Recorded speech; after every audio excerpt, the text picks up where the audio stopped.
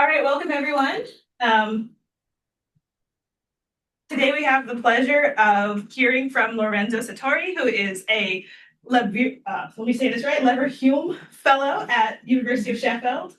He is studying the interpretation and communication of images, which I believe is quite fitting with where we are here at the Black Hole Initiative, given that imaging is one of the things that many of our members speak about. He obtained his PhD from the London School of Economics and Politics, and Political Sciences in 2024, and has done some studies around Toronto, Bologna, Vienna, Columbia as well. And so we're really excited to hear this talk today where he'll tell us about why we love pictures for the wrong reasons. All right, Lorenzo, please take it away. Thank you, Delilah. Thank you for the lovely introduction. And I just wanted to say thank you for all being here, the courageous ones for arrived so early on a Monday morning and at the end of the term. At least it's the end of term here. I just wanted to say that it's the first time that I give a talk online, so please be charitable with me. And also, it's the first time that I give a presentation in front of an interdisciplinary or multidisciplinary group like yours. And I realized just 2 days ago that I will go on YouTube if everything goes well. So it's full of first times for me. I'm a bit nervous, but also very excited to be here. So the contents that I will present today are basically summarized in a paper that went out quite recently in Philosophy of Science with the same title as the presentation. And there is a longer version available on my website if you're interested in more details, if I will not be able to cover everything today. The presentation is a bit long, so I will immediately start. Yes, this is the menu for today. I will try to be very brief on the prequel, so telling you a bit about the starting questions of the project, and some disappointed intuitions about pictures and similarity, as I will say quite quickly. There are some accounts, philosophical accounts of representation with pictures which focus on similarity. And I will try, if not to give like a killer objection to that kind of views, at least to cast some doubts on that and to propose an alternative view, which will take most part of the presentation. And the general motto, let's say, of the alternative route is to move from pictures as portraits to pictures as caricatures.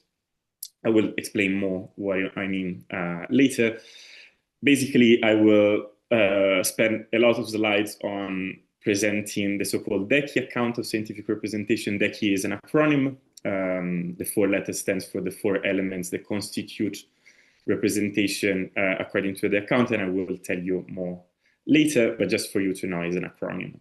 And then I will try to suggest how to go with the case study of the paper, which is the picture of a black hole, applying DECI. Of course, this is like the most exploratory part of the paper, and I would really love to hear what you think about this, and if I can enrich or correct my application of the account to the specific case study. And finally, if I have time, I would like to also give some other philosophical considerations about the relation between models and pictures, given that according to the account that endorsed the DECI account, both models and pictures are representation, work similarly.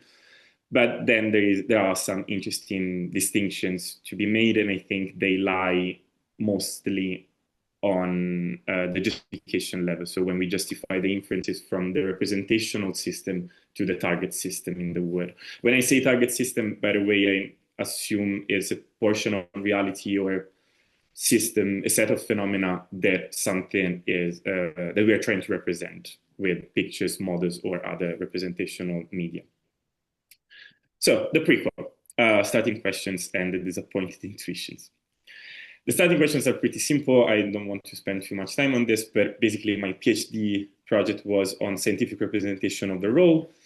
And I wanted to explore a bit types of representations that have been a bit neglected, maybe from people working on scientific representation in the philosophy of science. Mostly the works on scientific representation have worked on models, on theoretical or concrete models, and instead my PhD dissertation was on thought experiments, model organisms, so experimental specimens, and pictures. And one of the chapters was exactly on pictures, and with the picture of the black hole playing an important role. So the question was, what is the epistemic role of scientific pictures? How do they enter the picture of scientific reasoning and scientific argumentation, not only communicating things, conveying information, but also helping us reasoning about the real world? And normally the assumption is that pictures do this by representing target system in the real world, but the question is how they do this, and we will talk more about what representation means later. And then the third, as I mentioned before, I was interested also to understand if there are important epistemological differences or similarities between pictures and other types of scientific representation like models, and I will spend some time at the end of the presentation.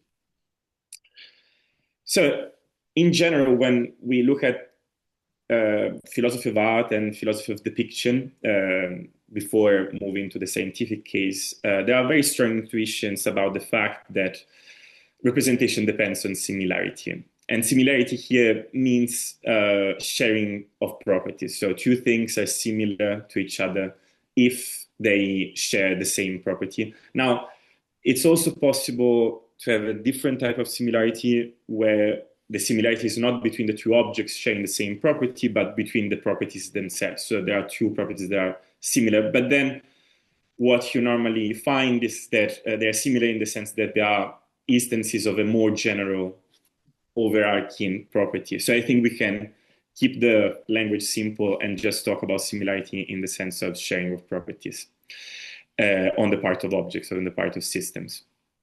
And the intuition here is that the increase of similarity is also an increase, brings about also an increase of accuracy. Here, when I say increase of similarity, we can mean it in two ways. One is similar in more numerous respects, so the more properties the two objects are similar to each other, the more one will be an accurate representation of the second one. And also, we can interpret increase of similarity in the sense of increase of fine grainedness of the properties that the two systems are sharing. And so the idea is that pictures function or should function when used correctly to depict something else as portraits, as faithful, realistic portraits. And the intuition here, when we move to the scientific case, here on at the end of the slide, you can see some works in philosophy of art that could be maybe interesting for you as exponents, as advocates of some forms of similarity accounts, some similarity views about depiction. But moving to the scientific case, the intuition of using this similarity view is quite strong. So the idea is that pictures are epistemically fruitful, are epistemically useful in that they share properties with the target system. So if I understand something, if I can see something in the picture, I will also understand something about the target system.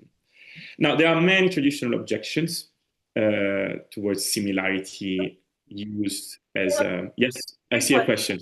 Yeah. So in scientific imagery, right, that it's very intentional that you are taking an image in order to capture some properties, right?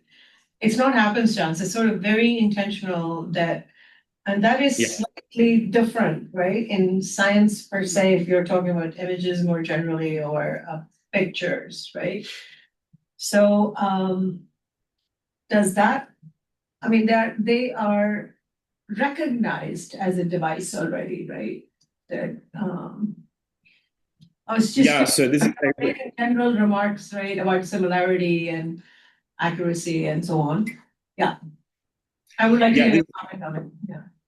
Yeah, this is a very good question, and I think I completely agree with you. Right now, I'm just depicting, illustrating the very first intuitions about similarity, and then exactly in this slide, I was going to say that people trying to apply the similarity view to scientific cases, they also trying to answer very general objections, as you can see from the slide, like similarity is a symmetric and reflexive relation, so it doesn't have a direction as if I understood your point correctly, intentionality would give this directionality to representation. And also there is the problem of relevant versus irrelevant respects that I think you also touched upon. And indeed, famously, Nelson Goodman, a philosopher of the last century, said that similarity is so vague that we can always say that something is similar to something else, because it depends on how you describe the properties, how you describe the systems. Even just saying that two objects are similar in the fact that there are two objects make them similar.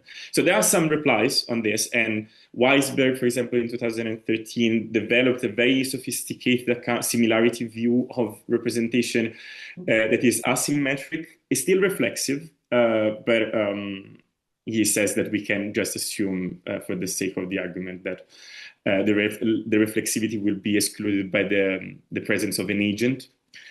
But the asymmetry is given by giving different weights to different respects. And Ronald Gear famously proposed like a users-based similarity account, where the user gives direction and relevance. And so the intentions of the user solve the problems.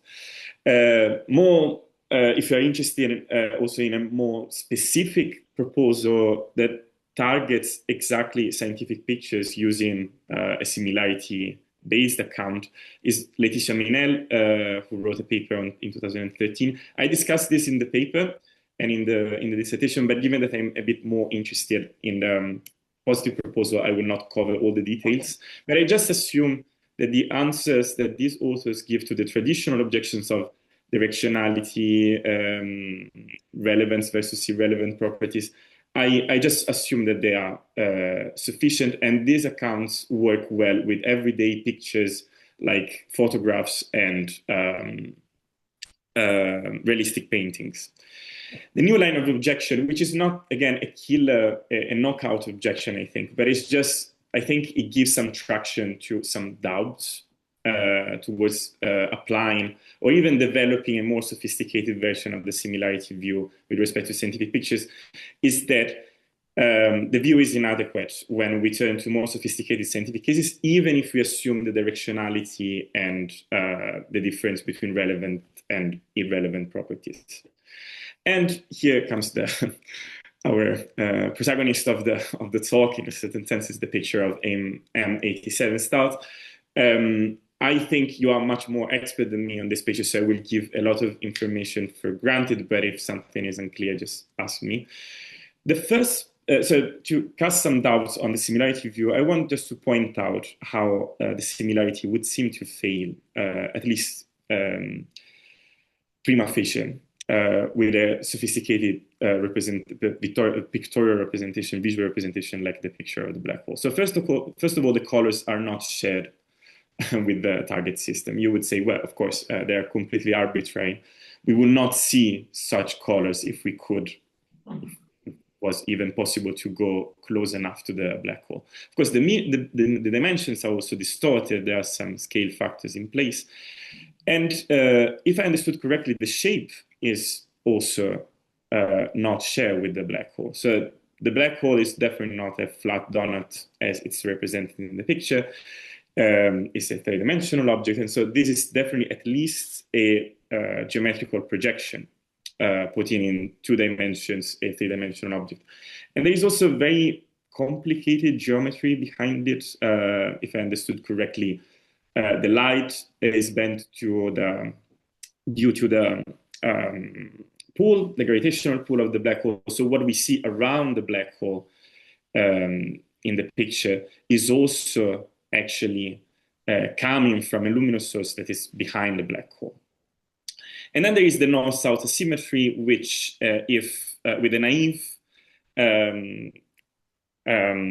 understanding of the similarity view as a sharing of property would drive us to understand, as many people did, looking at this picture on newspapers, that there is an asymmetry in between the northern region of the black hole and the southern region of the black hole.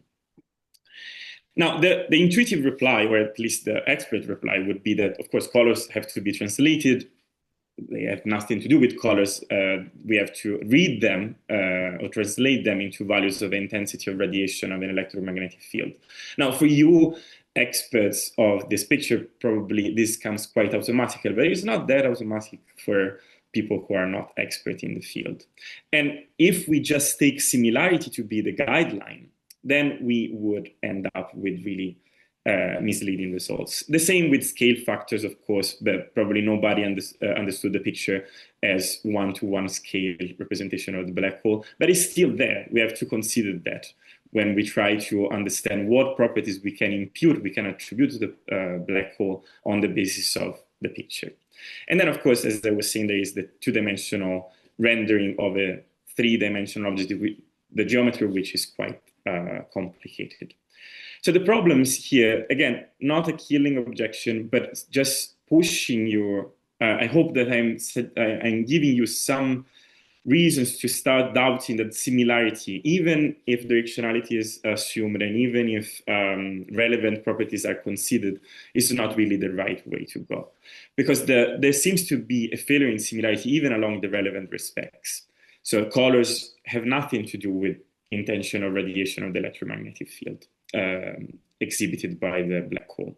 And it's even difficult to see the similarity, particularly when it comes to a bidimensional representation of a three-dimensional object. Now, any reply here, I think, of a similarity view advocate would imply some trivialization of the concept of similarity. Because, of course, one could say, but the shape, the distribution of the colors is similar or is the same as the distribution of the radiation, of the intensity of radiation of the electromagnetic field. But then, as you see, I think that the similarity here comes just as an end product of a lot of interpretation work. And maybe it would be more interesting, at least it seems more interesting for a philosopher of science to work on that interpretation of activities more than on the similarity final outcomes. So maybe is similarity the wrong way to think about representation? I hope that you are with me. If you didn't like the similarity views anyway before, I'm happy. If you still like them, okay. I just wanted to present an alternative way to think about representation, which gives away the assumptions of similarity. Here, just en passant, I want to say that there are many interesting counterexamples to the similarity view. The picture of the black hole is not an exception. If you're interested in examples of this sort, you can look at the book by Elkins, 1999, where there are a lot of visual representations used in science that seem to go far against our similarity intuitions. There are some extra problems that I just want to mention. The increase in similarity brings about an increase in accuracy. There is still the kind of paradox of the emperor's cartographer by Borges. Probably you have heard of it already. So the cartographer is asked by the emperor to create the perfect map of the empire, and she ends up creating a map as large as the empire, which seems to give like a good idea of why the similarity view pushes us towards an ideal of representation that is not really what we are looking for, where idealization disappears and we have completeness and also perfect similarity or perfect identity of properties between the representation and what is represented, which doesn't seem to be what we're looking for when we use representation in an epistemic sense. And then there is the problem of assuming that increase in similarity will also bring about an increase in epistemic work, and so we can trust more the pictures.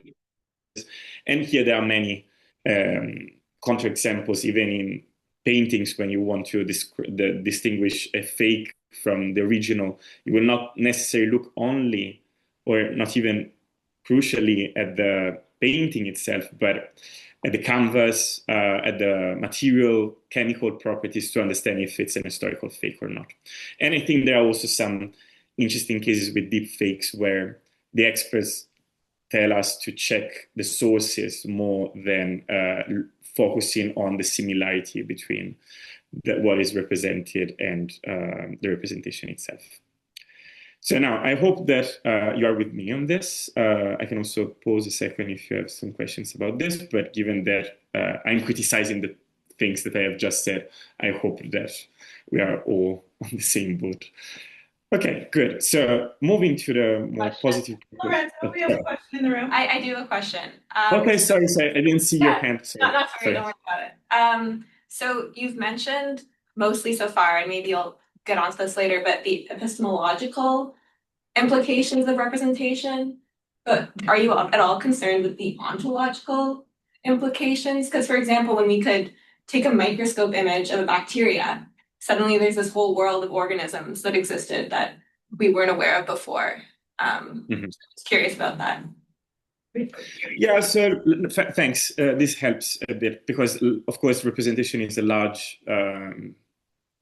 set of questions, and I normally put the ontological questions in brackets, but I definitely agree that by trying to represent in something, you are also, in a certain sense, participating in part, you partially participate in the construction of the target system and the definition, at least, of the target system itself. And this is particularly true with the black hole.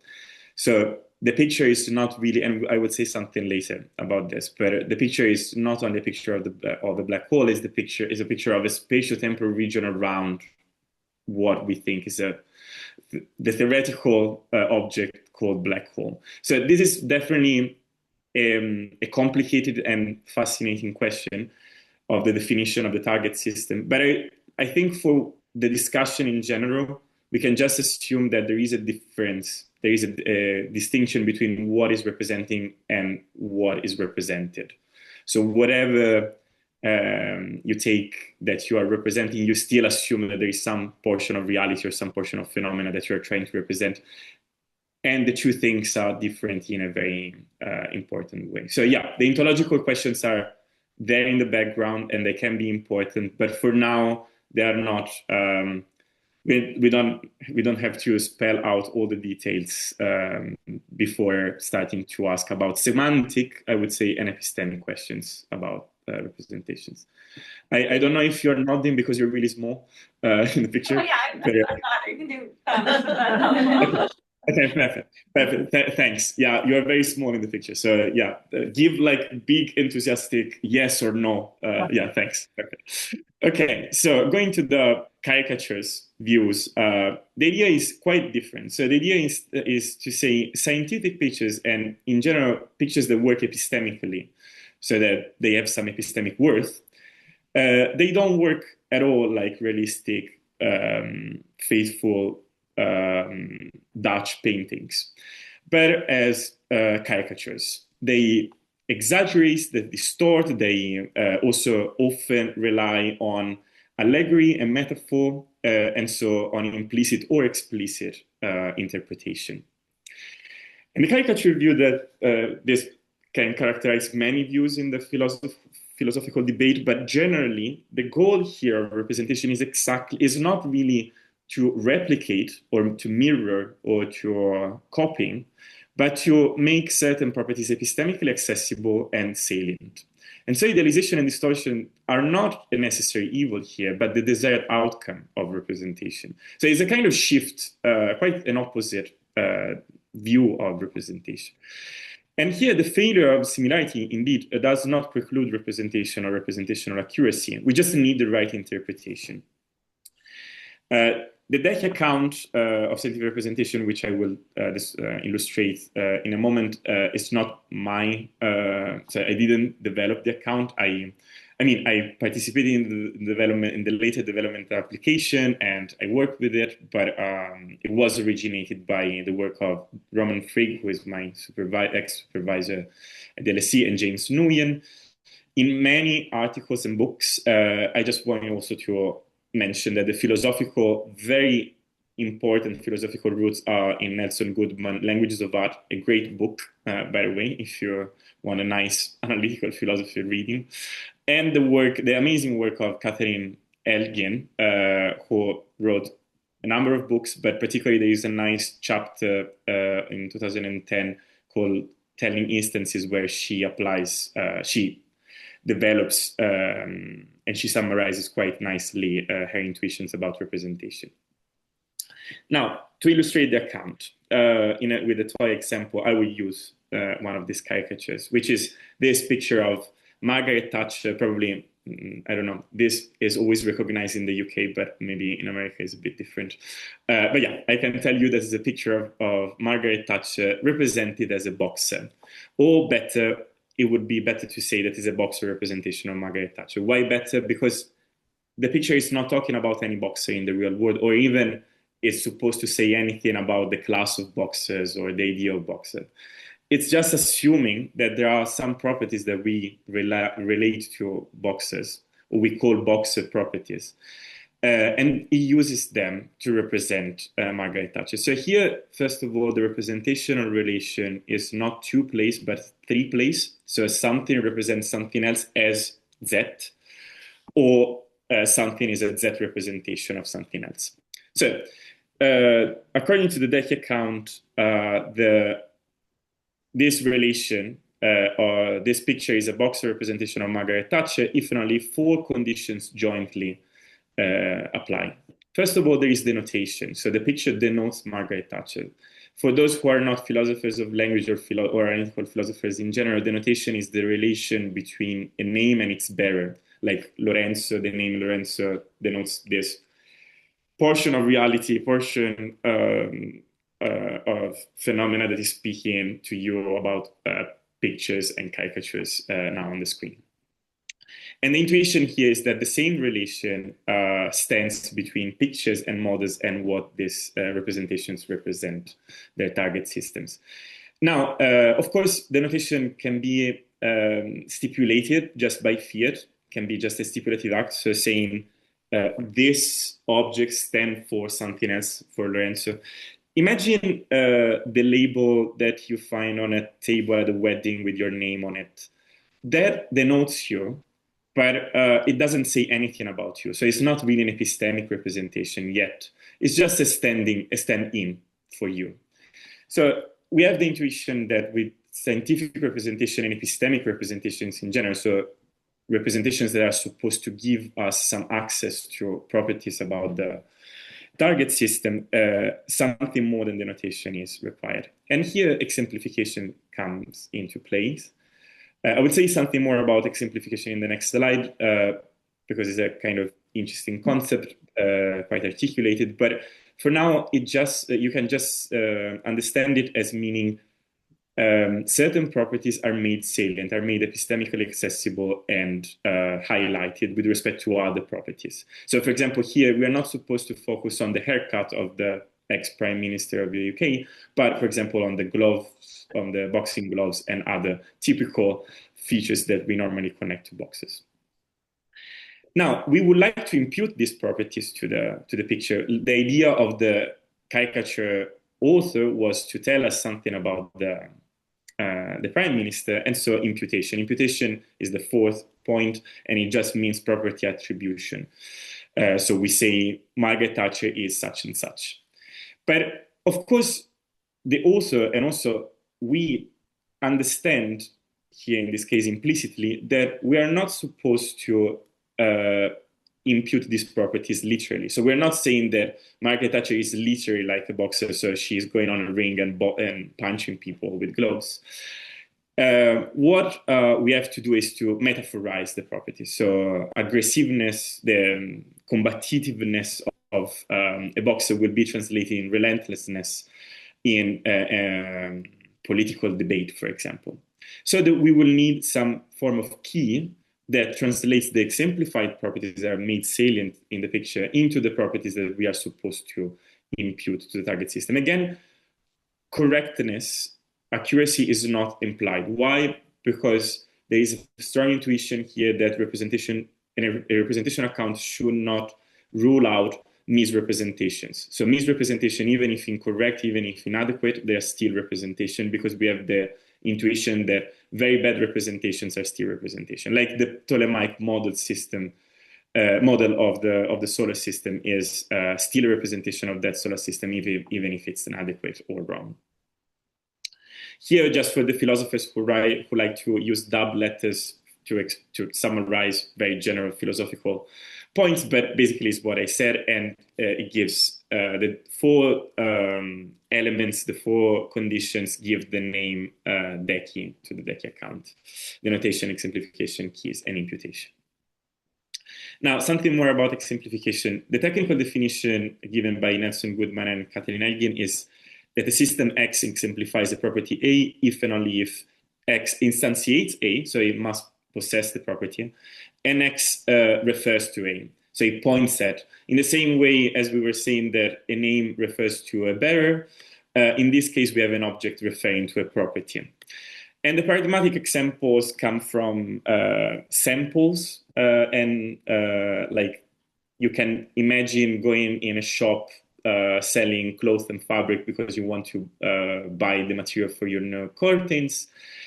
These samples of clothes, they will present a lot of properties. For example, weight and dimensions, maybe being produced in a specific factory. They arrived in the shop at a certain time and a certain day, but all these properties are not the ones that we are interested in. The properties that we're interested in this specific case, in this specific context, are the color, the fabric, the texture. Sometimes some of us are interested in the origin of the product, the material, and so on and so forth. So certain properties will be highlighted with respect to others. And the point is that certain properties will be made epistemically accessible, salient, and highlighted with respect to others. Now, exemplification is not written in stone, and it depends, as I already mentioned, on the context. For example, the colors become particularly salient because of the fabric that you have shown in the shop, because there are many other clothes with many other types of fabric with different colors. Of course, there will be some interests of the agents, some purposes, also cognitive and psychological features of the agents that if the property is possessed by the object but we cannot see it or we cannot observe it, then it's impossible to make it epistemically accessible. And of course, also the way in which the object itself presents its properties. And here there is an interesting case, I just mentioned it. Elgin talks about it, inspired by some historical work done by Tufte in a book 1997, of the explosion of the Space Shuttle Challenger. The decision makers that decided to send the shuttle, they received a report by engineers which contained actually, in fact, information about the risk of an explosion. But this information was so washed out by other irrelevant information. The report of the engineers was like long, tens of pages, like super long. And the information about these O-rings, which you can see Feynman in this picture showing that under certain conditions, in very cold temperatures, they would become rigid and they would break. And so they were the reason for the explosion of the shuttle. The decision makers couldn't see this information because this information was just disappearing in the middle of a lot of irrelevant information. So exemplification is something very contextual, very context dependent, and depends on many factors. It's not something intrinsically possessed by any object. Something about the key, because I told you that we have to metaphorize the properties of the caricature of Margaret Thatcher, but it's an interesting work to see the types of keys that are employed in scientific cases. So I don't know if you can see all the slide. Yeah, okay. So idealization, so these keys are supposed to de-idealize the properties exemplified by our representations.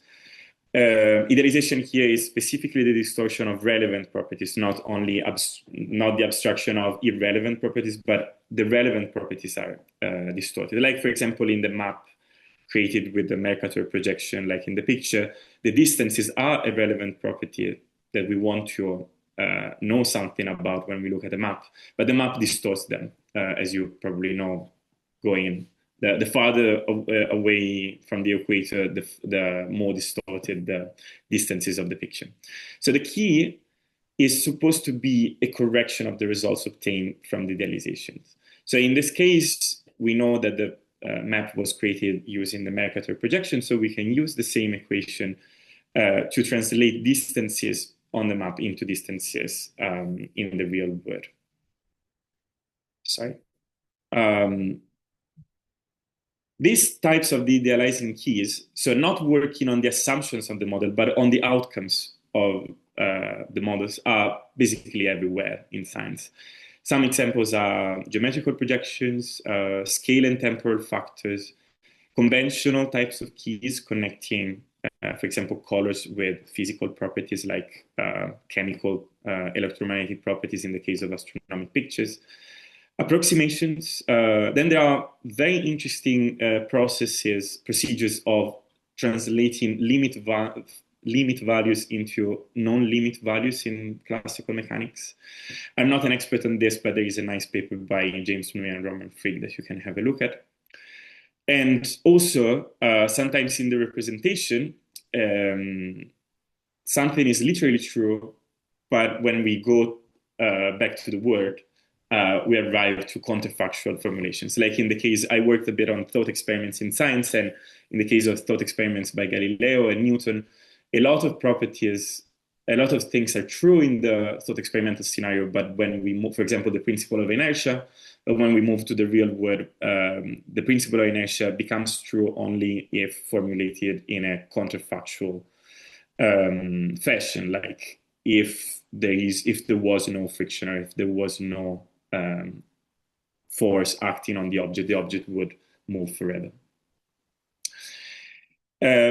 This is like probably not super important, but just to say that there is interpretation also for moving from a material object to the Z representation itself. So how do we obtain a Z representation? In the first case, well, we normally start with an object, O, and we endow it with an interpretation I. And I is a function that associates all properties, the properties of the material object or the abstract object, to Z properties, constituting the Z representation.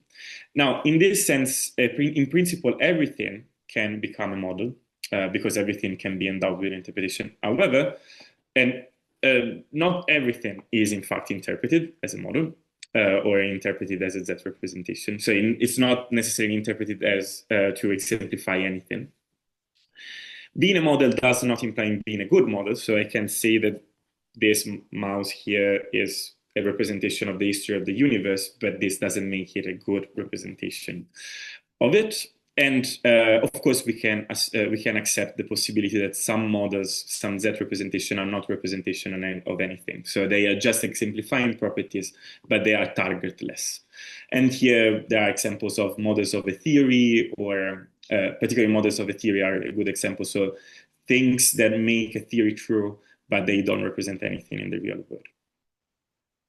An example, I'm sorry, is a very full picture. It's a very full visual representation of the account of scientific representation. But it is Decky in visualized. So using also the example of Newton's model of the solar system. So here you have the actual solar system. The picture should stand for the actual solar system. We have an object which can be a material object, but can also be a mathematical structure described by mathematical equations. And this object will be interpreted, will be endowed with an interpretation, and it will come up with a Z representation, which would be, for example, in this case, a system of perfectly spherical particles on which no other forces besides gravitation act, whose dynamic is described by Newton's laws of motion, etc. Now, this system, why are we interested in this system? Because it exemplifies, it makes like very easy to understand certain interesting properties of this abstract object. For example, the three Kepler's laws are derived from this model, and this is exactly what Newton does in the Principia. We can predict positions of the planets through time, the planets of the Z representation. So we can obtain predictions that then, before imputing them to the actual target system, often we will have to include some key, some interpretive key.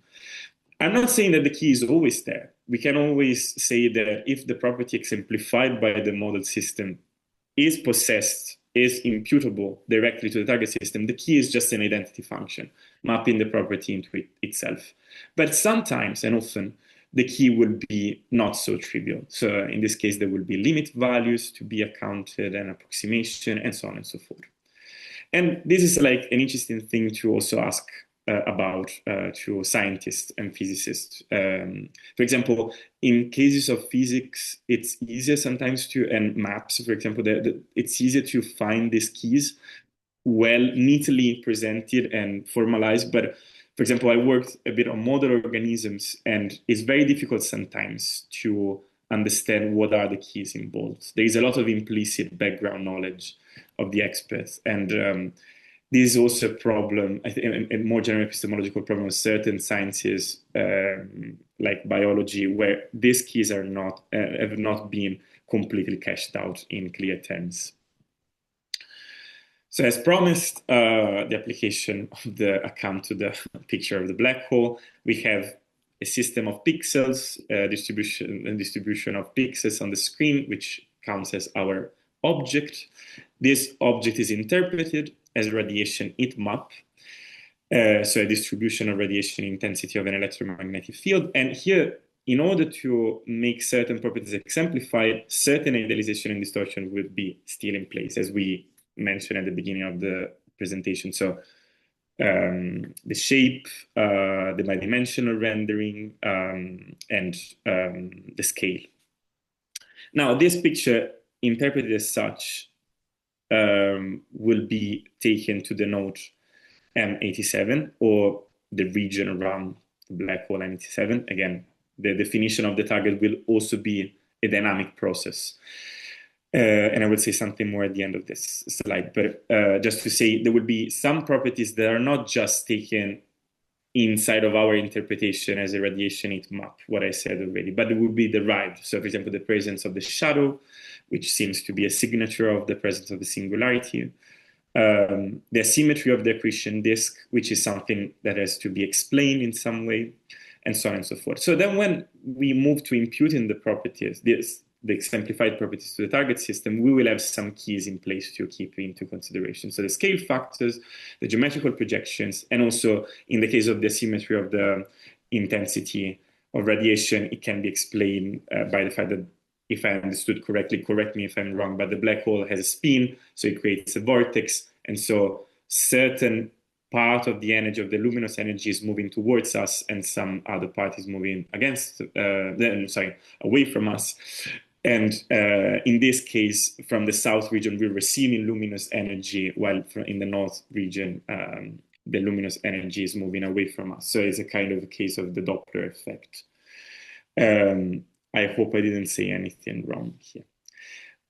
Just to say, the order with which I presented the account doesn't imply any temporal or logical orders. All the four elements of the account, the notation, exemplification, imputation, maybe imputation is the last one, but they all are going through an iterative process. So we normally create this kind of working hypothesis in forms of imputations, then we test them, we observe if they're correct, and then if yes, good. If not, we change assumptions in the model, and particularly also we can understand the exemplified properties in different way. We can develop new keys, and also the very definition of the target system can evolve through time. So this is a synchronic account of representation, but it allows for diachronic evolution.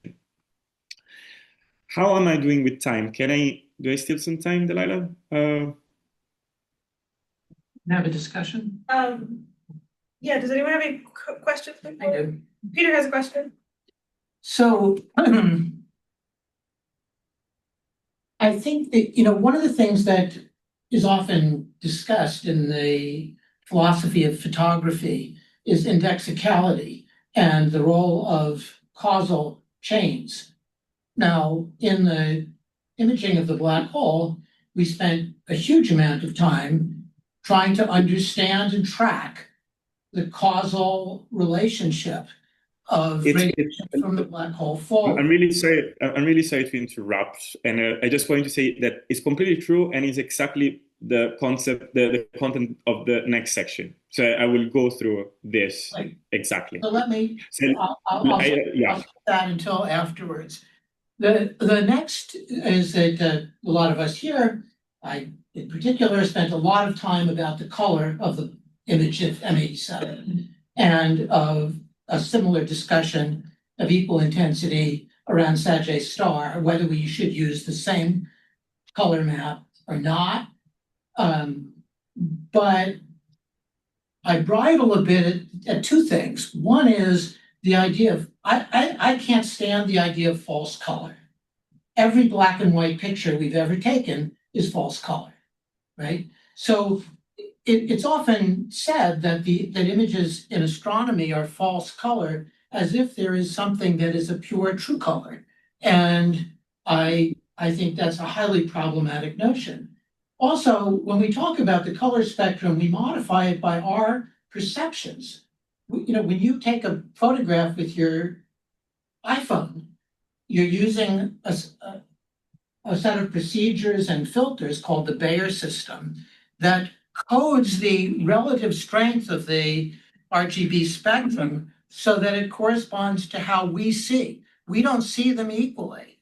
So we have a distorting effect in the way we see the world that would not be what a perfectly even responsive machine perception of the world would look like. And so we modify our images to look like that. Otherwise, they look terrible when we took pictures of each other or the Eiffel Tower or whatever it was that we were photographing. And when we chose the system of representation for the black hole, we chose a particular palette that had a whole bunch of very technical properties, one of which is perceptual uniformity, that what we see as equal separations correspond to equal separations in the data. For example, we chose a modification of the color palette that dealt with the upper side of the spectrum and smoothed it so it wouldn't just, overburden the representation and get blurred out. But we did a lot of things for us, meaning us humans and our perceptual system. And finally, we had a big debate about what color, what spectrum, even within the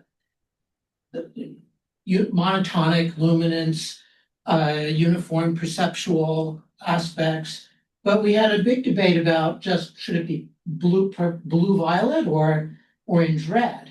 And some of us said, well, I didn't support this view, but there were some of the colleagues wanted it, blue violet because that was what the hottest part of a flame was.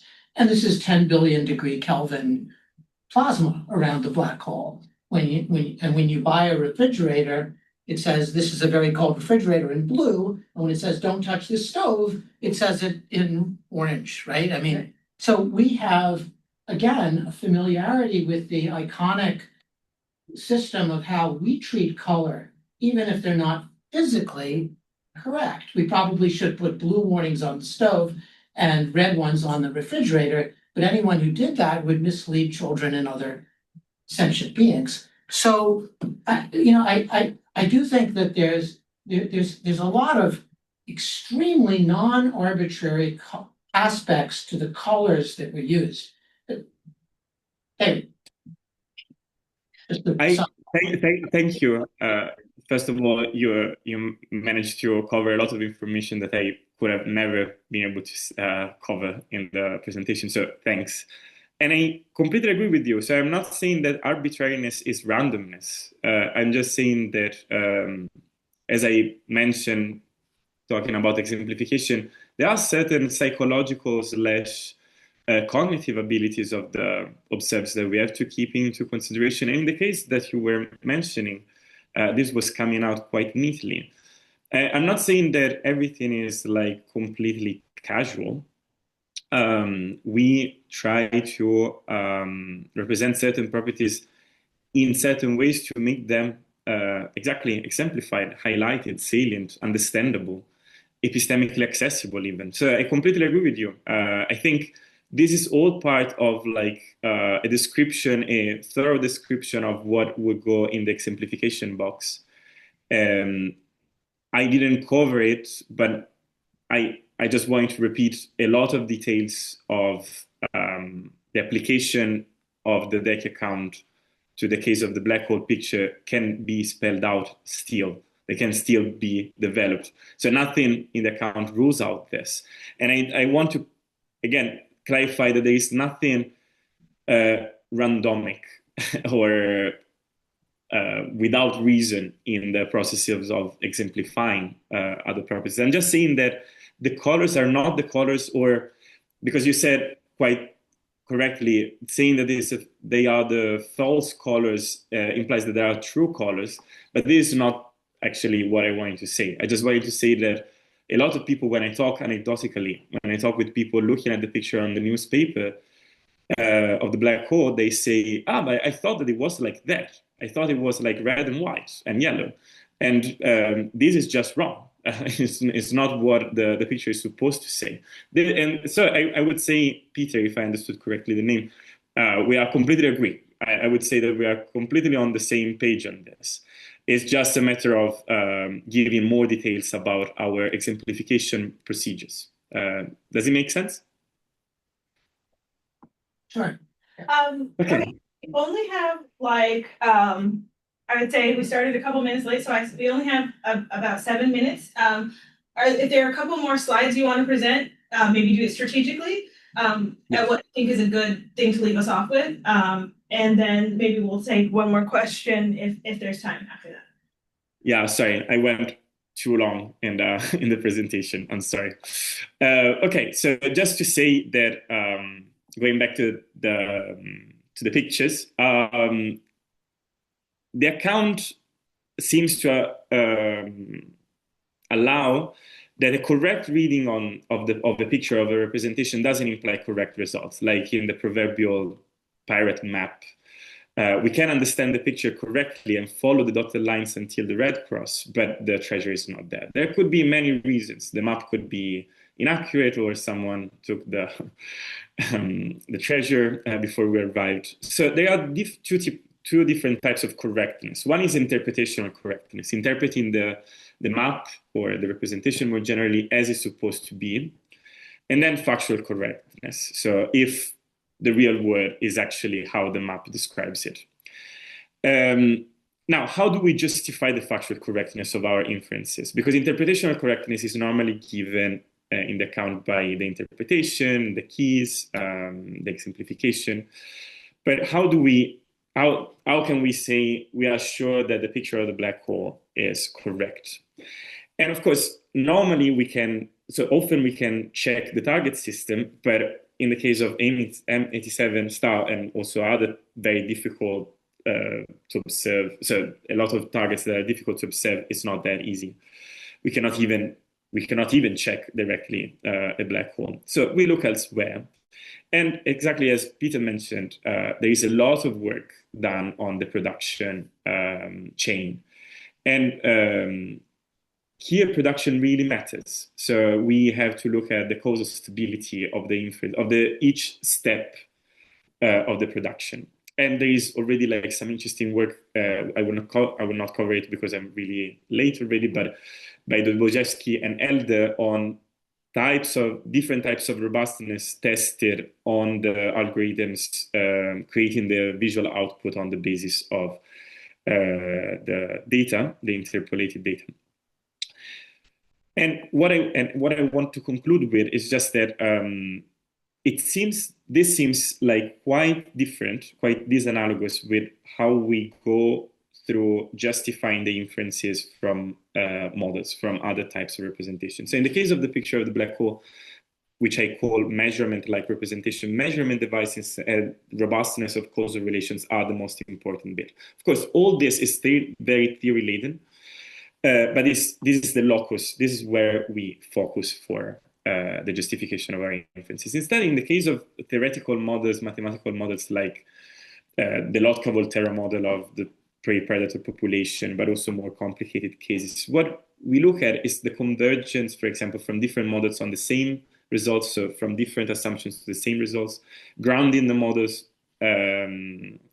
on overarching theories, empirical adequacy of the results, but we are not really looking at the causal kind of production connecting the target system to the. And so here, I think it would be interesting to move towards kind of exploring new ways to taxonomize representations. For a long time, there was a lot of focus on syntactic properties or psychological properties, distinguishing pictures from other types of representation. And I think this could be more promising, this approach of looking at justification styles, which cross-cut a bit on all taxonomies. Here, the work in progress, so the taxonomy exploding in very different types of representations, and some take-home messages. I'm sorry for being a bit quick on the last bit. Thank you also for listening.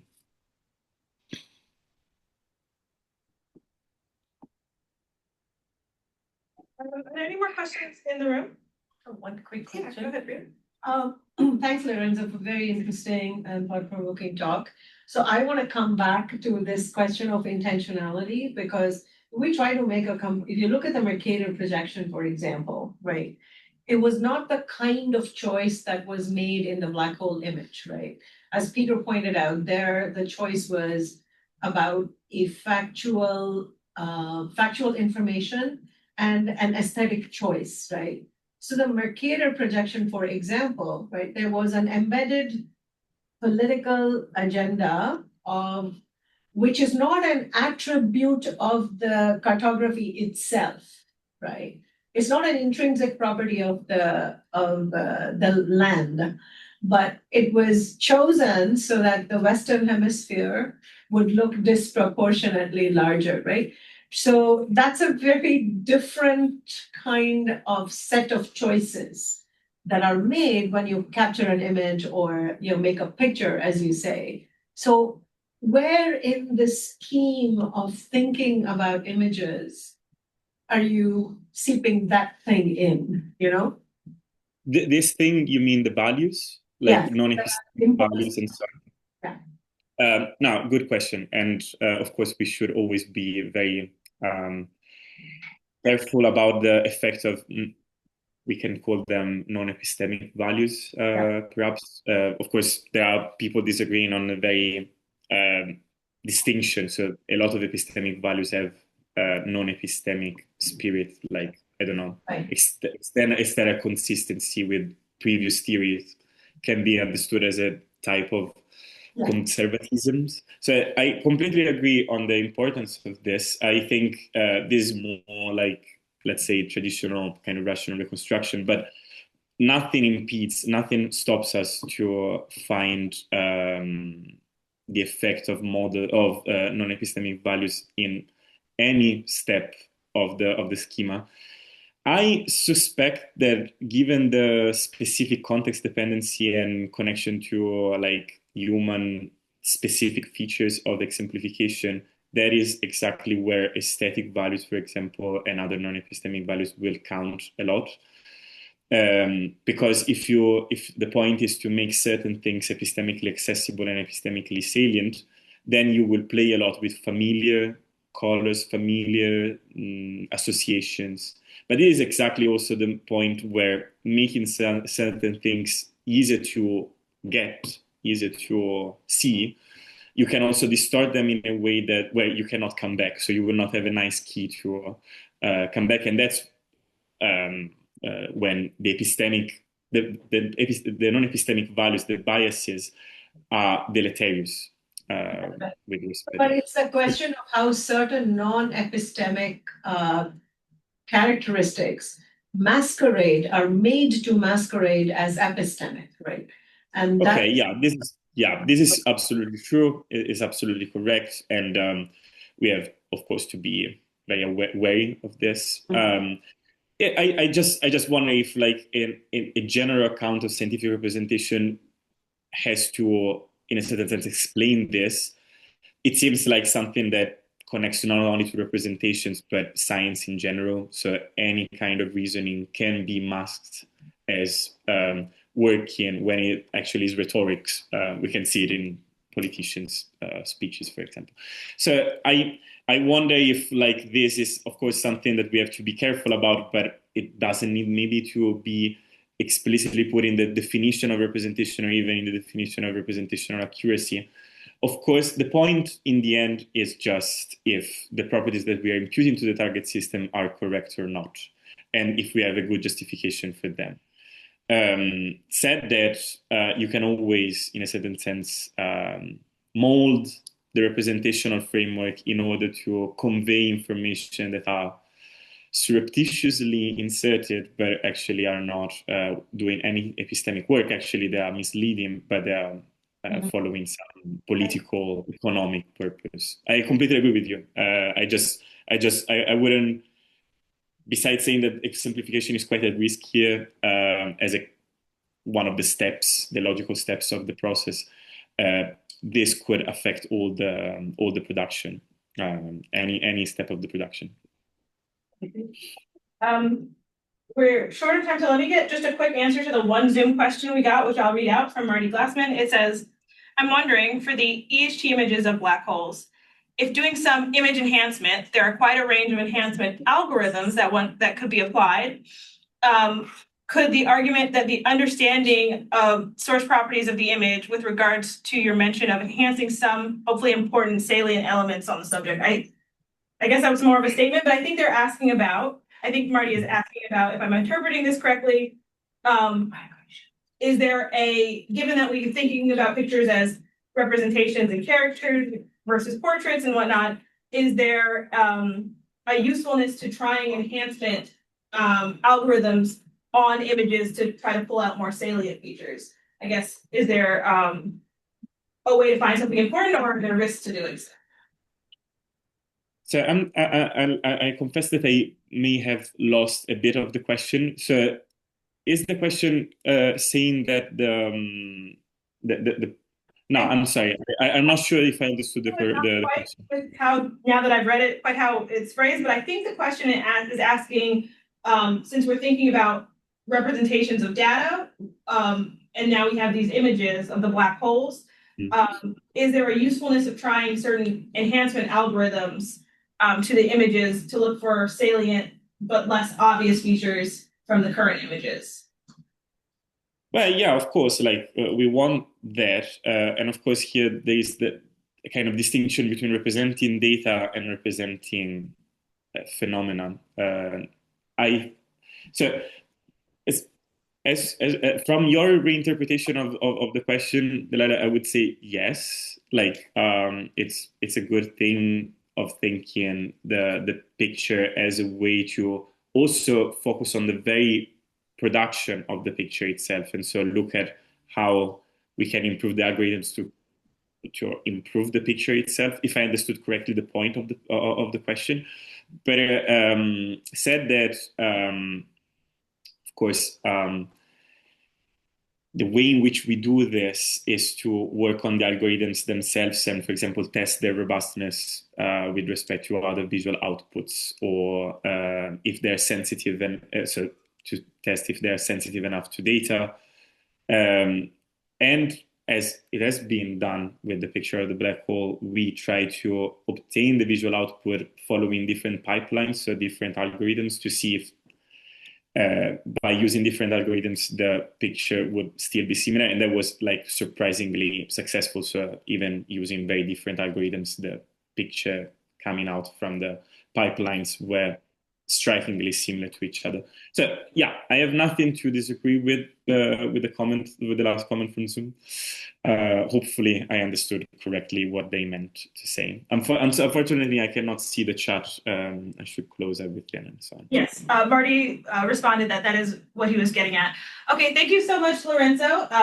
Let's give our speaker one more round of applause. This was a very welcome talk here at the Black Hole Initiative and very thought-provoking. Thank you so much for listening to me, all this blah, blah, blah, philosophical blah, blah. And thank you really for your questions and comments. I really appreciated them. Great, and everyone, we have one more talk in this series for the semester. That'll be the same time next week, 9:30 a.m. We look forward to seeing you all there. Thank you so much.